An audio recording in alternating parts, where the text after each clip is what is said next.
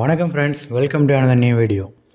இந்த வீடியோவில் எதை பற்றி பார்க்க போகிறோன்னா, ஆதார் கார்டு இன்னும் நிறைய பேர் வந்து அப்டேட் பண்ணாமல் இருப்பீங்க. ஸோ அவங்களுக்கான வீடியோ தான் இது. ஸோ வீடியோவை ஸ்கிப் பண்ணாமல் ஃபுல்லாக பாருங்கள். பிடிச்சிருந்தால் மற்றவங்களுக்கு ஷேர் பண்ணுங்கள். ஸோ வாங்க ஃப்ரெண்ட்ஸ், வீடியோக்குள்ளே போகலாம்.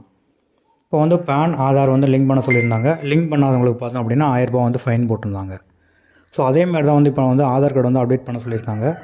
அப்டேட் பண்ணுறதுக்கான டேட்டுமே வந்து நமக்கு ஜூன் வரைக்கும் வந்து எக்ஸ்டெண்ட் பண்ணி கொடுத்துருக்காங்க. அதுக்குள்ளேயும் நம்ம போய்ட்டு நம்மளுடைய டாக்குமெண்ட்ஸை வந்து அப்டேட் பண்ணுற மாதிரி இருக்கும்.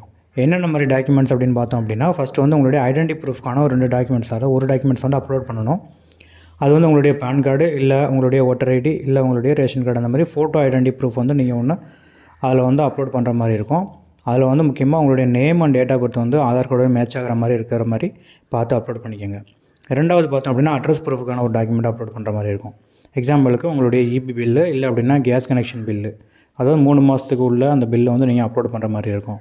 இந்த மாதிரி 2 டாக்குமெண்ட் வந்து நீங்கள் ஃப்ரீயாகவே வந்து அப்லோட் பண்ணி உங்களுடைய ஆதார் வந்து ஈஸியாக நீங்கள் ஃப்ரீயாக அப்டேட் பண்ணிக்கலாம்.